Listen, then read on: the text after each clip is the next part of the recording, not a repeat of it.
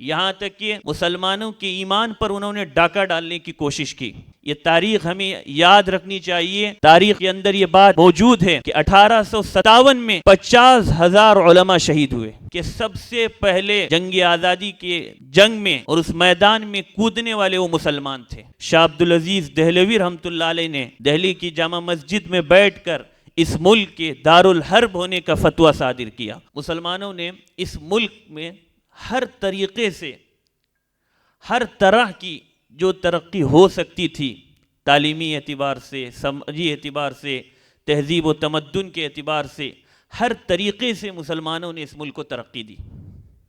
بڑا شاندار اس کا دور رہا۔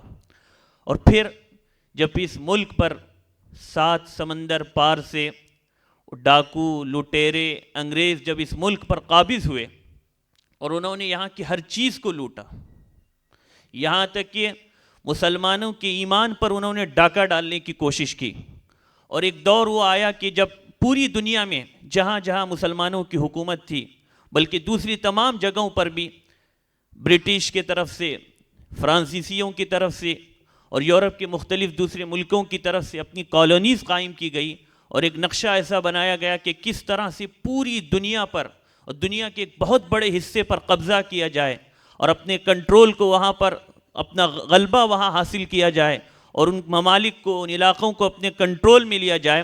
تو ہندوستان کی بھی ایک بدقسمتی یہ رہی، اور پتہ نہیں اللہ کی کیا حکمت رہی ہوگی، وہ مالک الملک ہے، اس کا ہر کام حکیمانہ ہوتا ہے۔ اس ملک پر انگریز قابض ہوئے، اور جب اس ملک پر انگریز قابض ہوئے تو سب سے پہلے میدان جنگ میں اترنے والے مسلمان تھے۔ یہ حقیقت ہمیں یاد رکھنی چاہیے، یہ تاریخ ہمیں یاد رکھنی چاہیے کہ سب سے پہلے جنگ آزادی کے جنگ میں اور اس میدان میں کودنے والے وہ مسلمان تھے۔ اور اس میں ایک بہت بڑا نام، بہت سے لوگ تھے، لیکن ایک بہت ہی مشہور نام اور ایک تاریخی نام اور ایک ایسا نام جس پر ہمیں فخر ہے، وہ سلطان ٹیپو کا تھا، جنہوں نے ان سے مقابلہ کیا اور 1799 میں سلطان ٹیپو شہید ہوئے، اور ان کی شہادت پر جنرل حارث نے کہا تھا کہ آج سے ہندوستان ہمارا ہے۔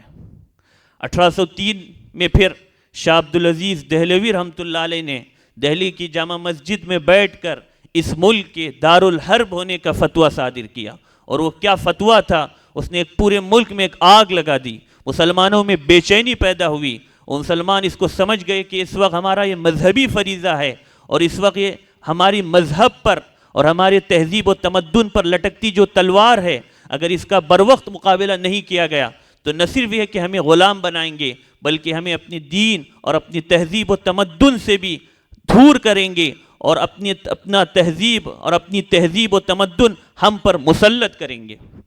چنانچہ اس وقت مسلمان میدان جنگ میں آئے، اور 150 سال کی جو یہ کم و بیش تاریخ ہے انگریزوں کے قبضے کی اس ملک میں، 1857 کے بعد تو ٹوٹل ان کا مکمل ان کا قبضہ ہو گیا تھا، تو آپ دیکھیے 120 سال تک تنہا میدان جنگ میں مسلمان ہیں، کوئی نہیں ہے۔ 1920 کے بعد دوسری قوم اس میں، دوسری اقوام بھی اس میں شامل ہو گئی، اور اس کو شامل کرنے والے مسلمان، ہم بہت نام سنتے ہیں مہاتما گاندھی جی کا، ہمیں شاید یہ معلوم نہ ہو کہ گاندھی کو مہاتما کا لقب دینے والے مسلمان تھے، اور وہ کون مسلمان تھے؟ وہ ایک عالم دین مولانا عبدالباری فرنگی محلی رحمۃ اللہ علیہ تھے، جنہوں نے گاندھی کو مہاتما کا لقب دیا، اور وہ لقب اتنا مشہور ہوا کہ آج پوری دنیا میں گاندھی کو مہاتما کے نام سے جانا جاتا ہے۔ گاندھی جی اس ملک میں نہیں تھے، وہ جنوبی افریقہ میں تھے، ان کو وہاں سے اس ملک میں لانے والے، قیادت ان کے ہاتھ میں سونپنے والے، ان کو آگے بڑھانے والے وہ مسلمان تھے، وہ علی برادران تھے، جنہوں نے خلافت مومنٹ کے وقت خلافت مومنٹ کی تحریک کو گاندھی کے ہاتھ میں سونپ دیا اور گاندھی کو ملک کے سامنے پیش کیا۔ تو یاد رکھیے 1920 کے بعد پھر دوسری اقوام اس میں بہت تیزی کے ساتھ شامل ہوئی، اور پھر چند سال گزرے تھے کہ یہ ملک آزاد ہوا۔ صرف تاریخ کے اندر یہ بات موجود ہے کہ 1857 میں 50,000 علماء شہید ہوئے، 5 لاکھ مسلم عوام شہید کیے گئے، اور وہ مشہور تاریخ کے اندر وہ جملہ محفوظ ہے کہ دہلی سے لے کر ایک خاص علاقے تک ہر درخت پر ایک مسلم عالم دین کی لاش لٹک رہی تھی، اس لیے کہ انہوں نے ملک مسلمانوں سے چھینا تھا اور مسلمان سامنے تھے، تو سب سے زیادہ ظلم کا، جبر و تشدد کا نشانہ مسلمانوں کو بنایا گیا۔ یہاں تک کہ صرف مردوں نے نہیں، علماء تو تھے ہی، مسلم عوام تو تھے ہی، عورتوں نے اس جنگ میں حصہ لیا۔ ایک عورت کا بہت مشہور واقعہ مورخین نے نقل کیا ہے کہ ایک عورت تھی مسلمان جو اپنا بھیس بدل کر مردوں کی شکل اختیار کر کے نکلتی تھی راتوں کے وقت، دن کے وقت، اور گشت کرتی تھی اور لوگوں کو انگریزوں کے خلاف متحد کرتی تھی، یہاں تک کہ انگریز حکومت نے ان کو پکڑ لیا اور مقدمہ اس عورت پر چلا تو جج نے پھانسی کا اس کو حکم دیا۔ عورت ہنسنے لگی اور کہا کہ میں نے یہ سمجھا تھا کہ تم مجھے کوئی بڑی سخت سزا دو گے، تم تو مجھے پھانسی کی ایک عام اور نارمل سزا دے رہے ہو۔ جج کو غصہ آیا اور اس نے اپنا فیصلہ تبدیل کیا اور پھر یہ فیصلہ سنایا کہ توپ کے دہانے پر اس عورت کو باندھا جائے اور اندر سے گولے وہاں سے داغے جائے۔ اور پھر یہ بات بھی وہاں تاریخ میں لکھی ہوئی موجود ہے کہ جب اس عورت کو پکڑ کر لایا گیا اور توپ کے دہانے پر باندھا گیا اور اب آخری وقت تھا اور اندر سے اب گولا چلنے والا تھا، وہ عورت مسکرا رہی تھی موت کو سامنے دیکھ کر، اور ایسی موت کہ جب وہ گولا داغا گیا تو اس کے چھتڑے اڑ گئے، اس کے جسم کے ہڈیاں، اس کا جسم ہواؤں کے اندر بکھر کے رہ گیا، لاش تو کیا محفوظ رہتی، جسم کا کوئی عضو اس کا صحیح سلامت نہیں بچا، اور اس آخری وقت پر بھی عورت ہنس رہی تھی، مسکرا رہی تھی۔ اتنی بڑی قربانیاں مسلمانوں نے اس ملک کے لیے دی ہے، اور اس قربانیوں کے نتیجے میں یہ ملک آزاد ہوا۔ کہاں تک اس داستان کو دہرایا جائے؟ بہرحال بڑی قربانیوں کے بعد، بڑی تمناؤں کے بعد، آخری درجے کی قربانی دے کر مسلمان کہاں تھے؟ سلطنت مغلیہ سونے کی چڑیا کہا جاتا تھا۔ دنیا کے اندر جی ڈی پی اس ملک کی سب سے بڑی ہوئی تھی، اس ملک کو دنیا رش کی نگاہوں سے دیکھا کرتی تھی۔ انگریز اس ملک میں اسی لیے آئے تھے کہ یہاں کا مال بھی لوٹا جائے، یہاں کی ظاہری دولت بھی لوٹی جائے، یہاں کی باطنی دولت بھی لوٹی جائے۔ آج بھی بہت سے خطوط مختلف لائبریریوں میں موجود ہے کہ اورنگزیب، بلکہ اس سے پہلے جہانگیر اور شاہجہاں کے زمانے میں برٹش کے بہت سے لوگ جاسوس بن کر اس ملک میں آئے اور انہوں نے بڑی گہرائی سے اس ملک کا جائزہ لیا، یہاں کی مال و دولت کو دیکھا اور ریل پیل کو دیکھا، تو انہوں نے اپنی سرکار کو خط لکھا تھا کہ اس سے بہتر اب کوئی موقع نہیں ہے کہ اس ملک پر قبضہ کیا جائے اور سونے کی جو چڑیا کہا جا رہا ہے اس پر قبضہ کر کے اس کے مال کو لوٹا جائے۔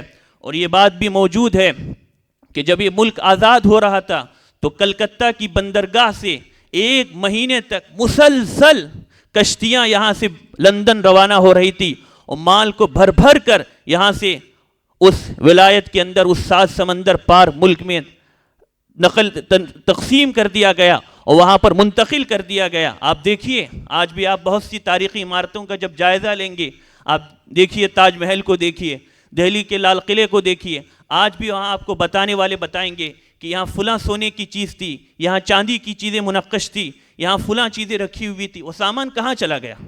وہ سامان کلکتہ کی بندرگاہ سے مسلسل کشتیوں کے ذریعے لندن تک پہنچایا گیا۔ اور یہی نہیں کہ انہوں نے ہمارے مال کو لوٹا، اسباب کو لوٹا، انہوں نے ایمان پر حملہ کیا، انہوں نے ایمان پر ڈاکہ ڈالا، اور اسی وجہ سے حضرت مولانا قاسم نانوتوی رحمۃ اللہ علیہ نے دیوبند کی اس چھوٹی سی سرزمین پر دارالعلوم دیوبند کا بیج بویا تھا، جس سے الحمدللہ ہزاروں علماء پیدا ہوئے اور پوری دنیا میں انہوں نے دین کا ڈنکا بچایا۔ اور اللہ کی عجیب حکمت، آپ غور کریں گے کہ بہت نقصان ہوا، اس میں کوئی شک نہیں کہ بڑا ہم کو نقصان ہوا، لیکن ایک اس میں اگر آپ بات دیکھیں تو جیسے کہ کہنے والے نے کہا ہے کہ اس ملک میں انگریز آئے، لیکن اللہ کو یہ منظور تھا، اللہ کے مقدر میں یہ طے تھا کہ یہ دین کی امانت اب صرف ایشیائی ممالک تک نہیں باقی رہے گی، یہ امانت اب یورپ کے اندر بھی پہنچے گی۔ چنانچہ وہی ہوا۔ آپ دیکھیے ادھر 50-60 سالوں کے اندر دینی اعتبار سے یورپ میں جو بہار آئی ہے اور امریکہ میں جو بہار آئی ہے، ہم اس کا اندازہ نہیں لگا سکتے۔ 1970 تک امریکہ کا ایک شہر ہے، وہاں پر ایک چھوٹا سا کمرہ تھا جہاں لوگ نماز پڑھتے تھے۔ آج اس شہر کی یہ حالت ہے کہ وہاں صرف ایک شہر میں 300 مسجدیں قائم ہوئی ہیں۔ پورے یورپ کے اندر بہار ہے، اور خود برطانیہ کے اندر اور خود لندن کے اندر بڑے بڑے دارالعلوم قائم ہو چکے ہیں۔ دارالعلوم دیوبند کے فضلاء وہاں پہنچے ہیں اور انہوں نے بڑا وہاں دین کا کام کیا ہے. تو اللہ کی عجیب مشیت, انہوں نے ہمارے ظاہری مال کو بھی لوٹا, باطنی مال کو بھی لوٹنے کی کوشش کی, لیکن اللہ کا فیصلہ کچھ اور تھا. تم آئے تھے لوٹنے, لیکن لوٹ کر تم لے کر چلے گئے, لیکن اللہ نے اپنی اس نعمت کو وہاں پر منتقل کیا, اور آج وہاں پر لوگ اس طرح سے دین کی طرف واپس آ رہے ہیں کہ جس کا ہم اندازہ لگانا بھی ہمارے لیے مشکل ہے. دوسری بات, اس وقت کے جو حالات ہیں, اور خاص طور پر بابری مسجد کا جو مسئلہ ہمارے سامنے ہے, مایوس ہونے کی بالکل ضرورت نہیں. اللہ کا یہ عجیب فیصلہ ہے کہ نا امیدی کے زمانے میں اللہ تعالیٰ ایسی امید کی جوت لگاتے ہیں, جگاتے ہیں کہ انسان حیرت میں رہتا ہے. جب بھی اسلام کو ختم کرنے کی, اس کو زیر کرنے کی, اس کو دبانے کی باطل کی طرف سے آخری درجے کی کوششیں ہوئی ہے, اس وقت اسلام اسی طاقت سے ابھرا ہے. ماضی میں اس کی بہت سی مثالیں ہیں, تاتاری کی ایک شاندار مثال ہے, لیکن میں آپ کو اس وقت موجودہ دور کی صرف 2 مثالیں دینا چاہتا ہوں. سب سے پہلی مثال آپ دیکھیے 9/11 کا واقعہ ہے. 9/11 کا واقعہ ایک ڈرامہ تھا, پردے کے پیچھے ایک ڈرامہ تھا, ایک منصوبہ تھا, ایک سازش تھی, اور ڈرامے کے سامنے اس کو پیش کیا گیا. آج کل اس پر بہت سے مقالات بھی لکھے گئے, بہت سی کتابیں بھی لکھی گئی کہ 9/11 کا ڈرامہ کس طرح کا ڈرامہ تھا, کہ جب امریکہ کے شہر پر 2 جو بڑی اس وقت کی عمارتیں تھیں اس کو نشانہ بنایا گیا, تو کیا ناٹک وہاں رچا گیا, اور اس کے پیچھے مقصد کیا تھا. اس کے پیچھے سیدھا مقصد یہ تھا کہ مسلمانوں کو دہشت گردی کا لیبل لگا کر اور دنیا کے مختلف ملکوں کے بعض تنظیموں کو ٹارگٹ کر کے ان کو نیست و نابود کر کے رکھنا ہے, ان کے وسائل پر بھی قبضہ کرنا ہے, اس ملک کو بھی اپنے کنٹرول میں لینا ہے, اور مسلمانوں کو دنیا کا سب سے بڑا دہشت گرد ثابت کرنا ہے. ایک منصوبہ تھا, اور ایک حد تک ان کو کامیابی بھی ہوئی کہ انہوں نے, اب دیکھیے دہشت گردی کا جو یہ لفظ ہے, میں اکثر سوچا کرتا ہوں اور کہتا بھی ہوں کہ شاید 2000 سے پہلے شاید یہ دہشت گردی کا لفظ بہت کم لوگوں نے سنا ہوگا, اور آج یہ لفظ اتنا استعمال ہونے لگا ہے کہ اس کی عربی بھی سب جانتے ہیں, اس کی انگریزی بھی سب جانتے ہیں, اس کی اردو سے بھی واقف ہے, یعنی ہر زبان کے اندر اس لفظ کا کیا مطلب ہے, اس کو کیا کہا جاتا ہے, لوگ بتاتے ہیں. تو اتنا اس کو شہرت دی گئی اس لفظ کو, اور مسلمانوں پر اتنا لیبل لگانے کی کوشش کی گئی کہ ہم لوگ اندازہ نہیں لگا سکتے. لیکن ہوا کیا, وَمَكَرُوا وَمَكَرَ اللَّهُ وَاللَّهُ خَيْرُ الْمَاكِرِينَ. دشمنوں نے سازش رچی, دشمنوں نے پلان بنایا, اور اللہ کا اپنا ایک منصوبہ تھا, ایک تقدیری منصوبہ تھا, اور اللہ کا منصوبہ سب سے بہترین منصوبہ ہے. آپ دیکھیے 9/11 کے واقعے کے بعد امریکہ میں اور یورپ میں اور دنیا کے دوسرے ملکوں میں جس تیزی سے اسلام وہاں پہنچا ہے, اور لوگ اسلام کو سمجھنے کے لیے جس تیزی سے اسلام کی طرف لپکے ہیں, ماضی تاریخ میں پھر اس کی مثال ملنی مشکل ہے. ایک یہ واقعہ, اور دوسرا واقعہ نیوزی لینڈ کا آپ لیجئے کہ جب ایک مسجد پر ایک دہشت گرد نے حملہ کیا اور کئی لوگ اس مسجد میں مارے گئے, تو اس نیوزی لینڈ میں بھی یہی حالت ہوئی کہ منصوبہ کچھ اور تھا. منصوبہ یہ تھا کہ مسلمانوں کو ڈرایا جائے, پریشان کیا جائے, اور ان کو جینا ان کا دوبر کر دیا جائے. لیکن اللہ تعالیٰ نے اسی شر سے پھر خیر کا ایسا پہلو سامنے آیا کہ اس ملک کے وزیر اعظم کو بھی اسلام سے محبت ہو گئی, اور ایک عجیب و غریب جو فضا بدل گئی اور اسلام کے حق میں وہ فضا بن گئی. تو یہ تو بہت ماضی میں ہوا, یہ تو حال کی مثالیں ہیں, بالکل وہی جیسے رسول اللہ صلی اللہ علیہ وسلم کے ساتھ کیا گیا. آپ دیکھیے حضور صلی اللہ علیہ وسلم کو جب نبی بنا کر بھیجا گیا, ایک پروپیگنڈا کیا گیا کہ فلاں ہے, نعوذ باللہ ساحر ہے, جادوگر ہے, اور باپ بیٹے کے درمیان تفریق کرتا ہے, شوہر اور بیوی کے درمیان تفریق کرتا ہے, اور نعوذ باللہ فلاں ہیں فلاں ہیں فلاں ہیں. وہ سب کہہ رہے تھے, اور وہ اپنی شکست کا اعلان کر رہے تھے کہ ہم اس کا مقابلہ نہیں کر سکتے, اور جب ہم مقابلہ نہیں کر سکتے تو اس کو غلط الفاظ سے ہم پکاریں گے. دنیا میں یہ ہوتا ہے کہ جب آدمی کسی کا مقابلہ نہیں کر سکتا تو پھر اس پر غلط الفاظ کا لیبل لگا دیتا ہے. تو کفار نے یہی کیا, انہوں نے اپنی شکست تسلیم کی کہ ہم محمد صلی اللہ علیہ وسلم کا مقابلہ ظاہری اعتبار سے نہیں کر سکتے. اب کرنا کیا ہے, بدگمانیاں پھیلائیے, لوگوں کو ان کے خلاف کیجیے, اور یہی ہوا. لیکن اللہ نے اسی شر سے پھر خیر کیا پہلو نکالا ہے. ہوا یہ, وہ رسول اللہ صلی اللہ علیہ وسلم اور اس وقت کے مسلمانوں کو بدنام کرنے کے لیے باہر سے جو بھی آتا, یہ جہاں بھی باہر جاتے کہتے کہ پیغمبر فلاں آدمی آیا ہے, اس کی بات نہیں سننا, اس کے قریب مت جانا, اس کے لوگوں کو وہ پریشان کر دیتا ہے، لوگوں کی زندگی برباد کر دیتا ہے۔ اب لوگ جب سنے تو ان کے کان کھڑے ہو گئے، اب تجسس پیدا ہو گئے، بھائی کون ہے یہ، دیکھا جائے۔ اب دیکھنے کے لیے جب قریب آ رہے ہیں تو اسلام میں وہ داخل ہو رہے ہیں۔ رسول اللہ صلی اللہ علیہ وسلم کے دشمنوں نے خود اسلام کی تبلیغ کی، اس اعتبار سے کی وہ گئے اسلام کو بدنام کرنے کے لیے، اور اللہ نے اسی کو ذریعہ بنایا اسلام کے حق میں۔ اس وقت جو ہمارے ملک کے حالات ہیں، بالکل ہمیں مایوس ہونے کی ضرورت نہیں۔ یاد رکھیے، رات جب بہت تاریک ہوتی ہے تو اسی تاریکی سے پھر صبح کی روشنی نمودار ہوتی ہے۔ دلیل صبح روشن ہے، ستاروں کی تنخ تابی، افق سے آفتاب ابھرا، گیا دورے گرا خوابی۔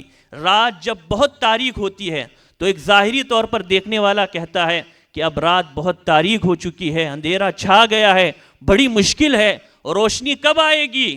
لیکن ایک دور اندیش انسان جب اس تاریکی کو دیکھتا ہے، ایک تجربہ کار بوڑھا جب اس کو دیکھتا ہے تو اپنے نواسوں اور پوتوں سے کہتا ہے، بچوں ڈرنے کی ضرورت نہیں ہے، رات بہت تاریک ہو چکی ہے۔ اس کا مطلب یہ ہے کہ ابھی صبح کی کرنیں، صبح روشن اب نمودار ہونے والی ہے۔ یاد رکھیے، ہمارے ملک میں جو حالات ہے یہی ہونے والا ہے، 100% ہمیں اس پر یقین ہے۔ ہماری تاریخ یہ بتاتی ہے، قرآن و حدیث کا مطالعہ کرنے سے یہ بات ثابت آتی ہے۔ ابھی جو بابری مسجد کا مسئلہ ہوا، اب آپ دیکھیے، لوگ سمجھتے ہیں کہ مسلمان ہار گئے، اب غور سے دیکھیے، مسلمان اس کیس میں جیت گئے۔ ظاہری اعتبار سے کبھی مشکلات کا سامنا ہوتا ہے، اور اللہ تعالیٰ اپنے بندوں کی اللہ تعالیٰ اپنے بندوں کو امتحانات سے دوچار کرتے ہیں۔ پھر کیا مانا کہ حدیث میں یہ بات موجود ہے کہ سب سے زیادہ تکلیف انبیاء کو دی گئی، کہ انبیاء سے بڑھ کر کوئی بزرگ ہو سکتا ہے، کہ انبیاء سے بڑھ کر کسی کا مقام ہو سکتا ہے؟ لیکن میرے پیغمبر صلی اللہ علیہ وسلم کو جتنی تکلیف دی گئی کسی اور کو تکلیف نہیں دی گئی۔ اور مجموعی اور گروہ کے اعتبار سے دیکھا گیا تو انبیاء علیہ السلام کی ذات کو جتنی تکلیفیں ذہنی اعتبار سے بھی جسمانی اعتبار سے پہنچائی گئی، حدیث میں یہ بات موجود ہے۔ تو حالات ہوتے ہیں۔ آپ دیکھیے، ہماری ملک کی سب سے بڑی عدالت نے اپنے فیصلے میں اس بات کو مانا اور اس بات کی انہوں نے تصدیق کی کہ یہ مسجد تھی بابر کے زمانے میں، اودھ کے گورنر نے اس مسجد کو بنایا۔ یہ مسجد کسی مندر کو توڑ کر نہیں بنائی گئی، 500 یا 600 سال تک یہاں عبادت ہوتی رہی۔ سن 49 میں وہاں پر جو مورتی رکھنے کا واقعہ پیش آیا وہ غلط تھا۔ اب دیکھیے، سب باتیں، خدائی سے کوئی بات ثابت نہیں ہوئی، کسی مندر کو توڑ کر یہ مسجد نہیں بنائی گئی۔ جنہوں نے 92 میں اس مسجد کو توڑا وہ مجرم تھے، ان کے خلاف قانونی چارہ جوئی ہونی چاہیے۔ یہ سب باتیں تسلیم ہو رہی ہے، اور آخر میں آ کر فیصلہ کوئی اور سنایا جا رہا ہے آستھا کی بنیاد پر، عقیدت کی بنیاد پر۔ تو آپ دیکھیے، فیصلہ خود بتا رہا ہے۔ 50-60 سال کے بعد بھی کوئی اس فیصلے کو دیکھے گا، اگر وہ عقل مند ہوگا، اگر وہ منصف ہوگا، تو اس نتیجے پر پہنچنے میں اسے 1 منٹ بھی نہیں لگے گی کہ اس مسجد پر کس کا حق تھا اور ہونا چاہیے۔ اور ہمارے اکابرین نے، آپ نے وہ قول سنا ہوگا، مسلم پرسنل لا بورڈ کے سابق صدر حضرت مولانا سید محمد رابع حسنی ندوی رحمۃ اللہ علیہ کا بہت شاندار وہ جملہ انہوں نے کہا تھا کہ فیصلہ آیا، یہ فیصلہ ہمارے ظاہری جسموں پر عمل ہو سکتا ہے، یہ فیصلہ ہمارے ظاہری جسموں پر ہو سکتا ہے، لیکن ہمارے دلوں پر یہ فیصلہ صادر نہیں ہو سکتا۔ ماضی میں بھی وہ مسجد تھی، اب بھی وہ مسجد ہے، اور وہ زمین آئندہ بھی اللہ ہی کی سرزمین کے لیے مختص رہے گی۔ چاہے تھوڑا سا وقت ایسا آئے کہ باطل اس پر اپنا ڈھونگ جمائے اور غلط طریقے سے اس پر قبضہ کرنے کی کوشش کرے، لیکن یہ فیصلہ ہمارے دل و دماغ پر صادر نہیں ہو سکتا۔ یہ اعلان ہے ہمارا، اس لیے کہ اسلام مسجد ایک زمین ہے، ایک مقدس جگہ ہے۔ اگر کسی جگہ پر مندر ہے اور وہاں توڑ کر مسجد بنائی گئی تو اسلام نے اس کو بالکل پسند نہیں کیا، اسلام نے اس سے منع کیا، یہ اسلام کی تعلیمات تھی۔ تو اس لیے حالات سے بالکل ڈرنے کی ضرورت نہیں، نا امید ہونے کی بالکل ضرورت نہیں۔ کرنا کیا ہے، میں اب اس پر آتا ہوں، ہمیں کرنا کیا ہے۔ دیکھیے، چند دنوں سے ہم دیکھ رہے ہیں کہ بڑا شور اور غلغلہ ہو رہا ہے، اور ایک ناپاک چیز کو ایسے مظاہرے کے ساتھ سجا کر پیش کیا جا رہا ہے کہ اس پر ماتم کرنے کے سوا اور کوئی کچھ ہم کر نہیں سکتے۔ ایک غلغلہ ہے، ایک شور ہے، ایک مورتی پوجا کی ایک آواز دی جا رہی ہے، اور نعوذ باللہ اللہ ہم سب کی حفاظت کرے۔ ڈائریکٹ بالواسطہ یا بلا واسطہ ڈائریکٹ گویا ایک خاموش طریقے سے مسلمانوں نے ہند کو بھی اپنی طرف لبھانے کی کوشش کی جا رہی ہے۔ لیکن آپ دیکھیے دنیا میں مورتی پوجا سے زیادہ بے عقلی کی کوئی بات نہیں ہو سکتی۔ انسانوں کی سب سے بڑی یہ توہین ہے کہ وہ مورتی پوجا جیسے عمل میں شریک ہو۔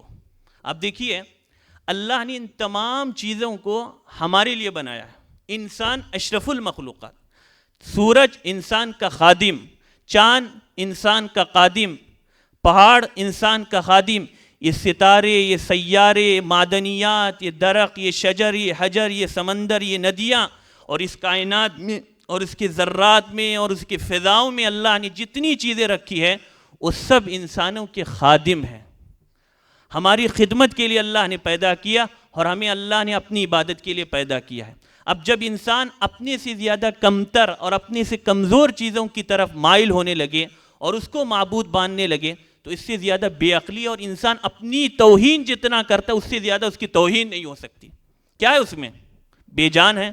اور جتنی اچھی دلائل قرآن مجید نے اس سلسلے میں دیے ہیں کہ کفر اور شرک کی نحوست اور اس کی کمزوریاں اور اس کے باطل ہونے کے سلسلے میں جیسے مسائل، جیسی مثالیں واقعات کی روشنی میں اور عقل کو اپیل کرنے والی قرآن مجید میں ہے کہ بات دو دو چار کی طرح واضح ہو کر رہ جاتی ہے۔ آپ دیکھیے حضرت نوح علیہ السلام کا واقعہ۔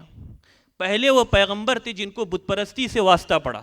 بت پرستی کا آغاز کس طرح ہوا آپ دیکھیے، شیطان نے کیسے ان کو گمراہ کیا۔ ورنہ سب سے پہلے انسان حضرت آدم، پہلے انسان بھی آدم، پہلے نبی بھی آدم، اور پہلے مسلمان بھی آدم علیہ السلام۔ تو پھر کفر اور بت پرستی کا آغاز انسانیت میں کب سے ہوا؟ یہ حضرت نوح علیہ السلام کے زمانے سے تھوڑا پہلے سے ہوا ہے۔ اور آپ جانتے ہیں، پڑھے لکھے لوگ موجود ہیں، کہ کس طرح شیطان نے ان کو بہکایا ورغلایا۔ اور پھر آپ آگے دیکھیے حضرت ابراہیم علیہ السلام کا واقعہ، کہ کیسے ان کو اپنی قوم سے مزاحمت کرنی پڑی، اپنی والد سے ان کو اپنے گھر کو چھوڑنا پڑا، اور کیا باتیں وہاں پیش آئی، اور قرآن نے کس طرح سے اس کو مثالوں کے ذریعے پیش کیا، ہم سب جانتے ہیں۔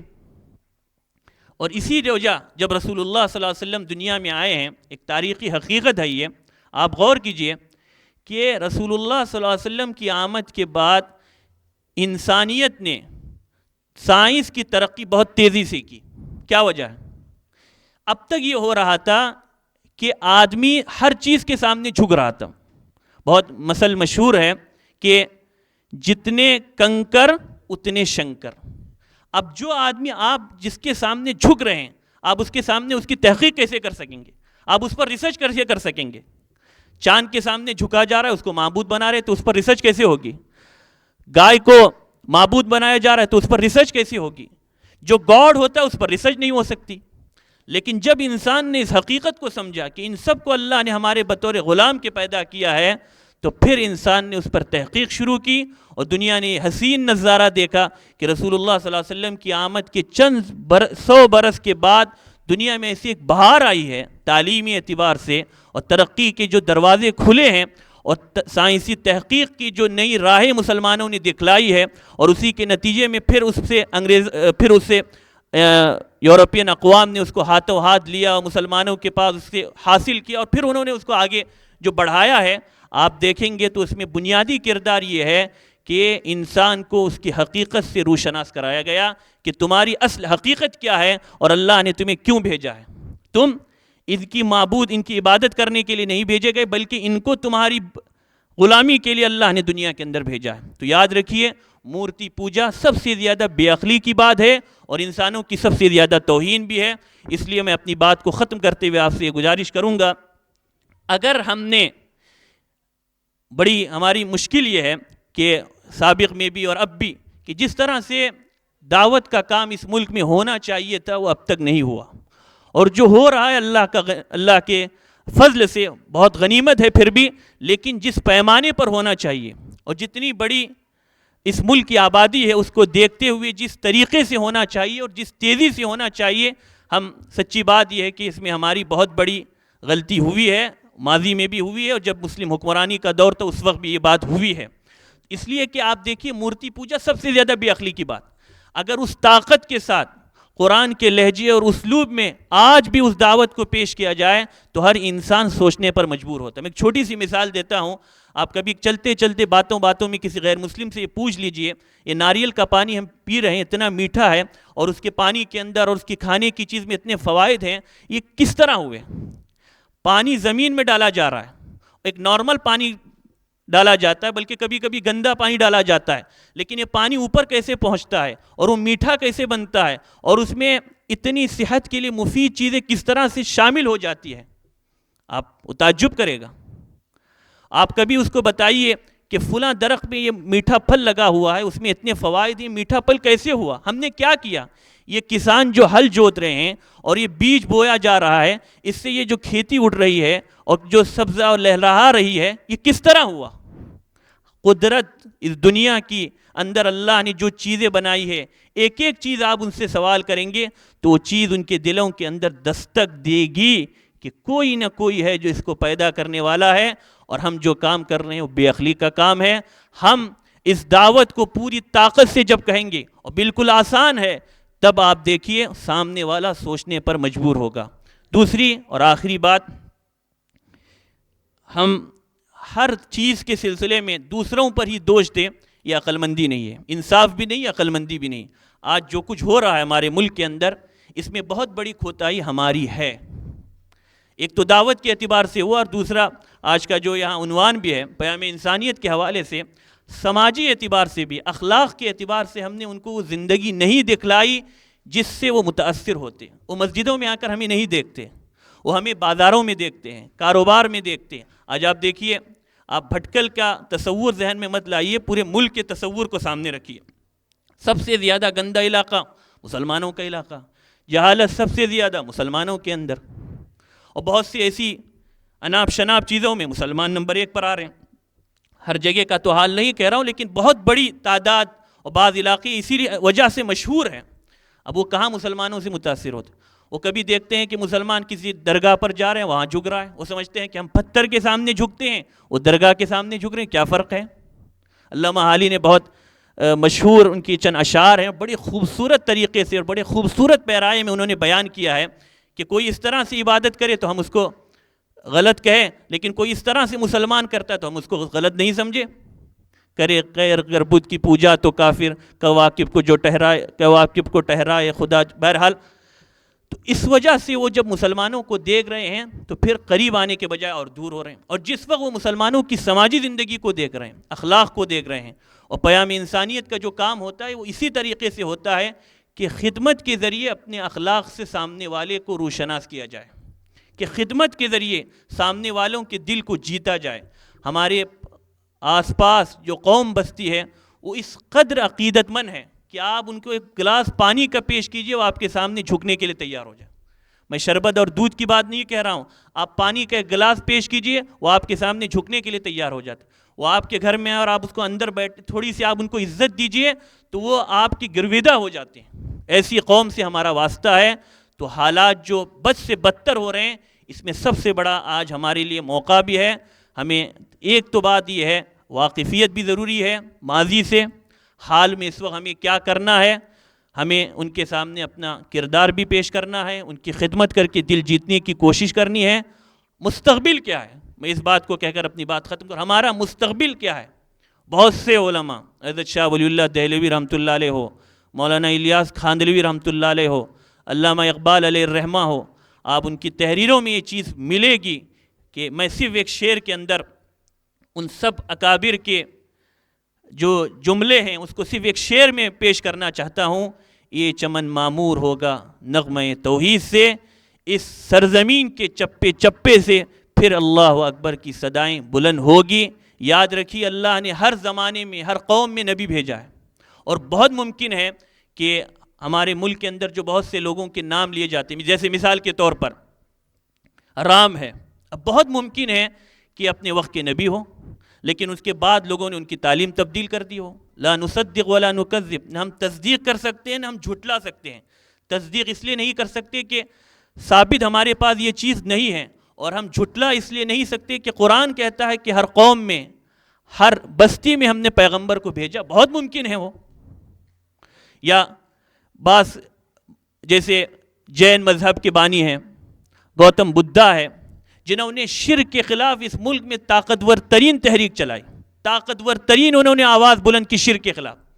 مہاتما گوتم بدھا نے اس ملک میں شرک کے خلاف تحریک چلائی اور زبردست انہوں نے اس کے خلاف سنگرش کیا، لیکن ہوا یہ کہ پھر ان کے بعد انہی کے لوگوں نے، انہی کے عقیدت مندوں نے ان کی تعلیم کو تبدیل کر دیا۔ اب ہو سکتا ہے، بہت ممکن ہے، اللہ جانتے ہم نہیں جانتے، ہم کچھ فیصلہ نہیں کر سکتے کہ وہ اپنے پیغمبر کے اپنے وقت کے نبی ہوں اور اس اعتبار سے ہمیں احترام کرنا، لیکن ہم جانتے نہیں ہیں۔ تو اس لیے جو ان کی مقدس شخصیات ہیں، بڑی شخصیات ہیں، ہمیں اس سلسلے میں بھی کچھ نہیں کہنا چاہیے، بس ہمیں ان کی ہدایت کے لیے بھی دعا کرنی چاہیے، کوشش کرنی چاہیے، اور نا امیدی بالکل نہ ہو، امید سے ہمارا دل بھرا ہو، لیکن صرف امید سے، باتوں سے یہ مسئلہ حل نہیں ہوگا، ہمیں کچھ عملی طور پر بھی آگے بڑھنا ہے۔ اس دعا کے ساتھ کہ جو کچھ باتیں کہی گئی ہے اللہ تعالی ہمیں سمجھنے کی اور مجھے خود اس پر عمل کرنے کی اور آپ کو بھی عمل کرنے کی توفیق عطا فرمائے، اور اس کے دیر رس اور دور رس اللہ تعالی نتائج مرتب فرمائے۔ وما علینا الا البلاغ وآخر دعوانا ان الحمد للہ رب العالمین۔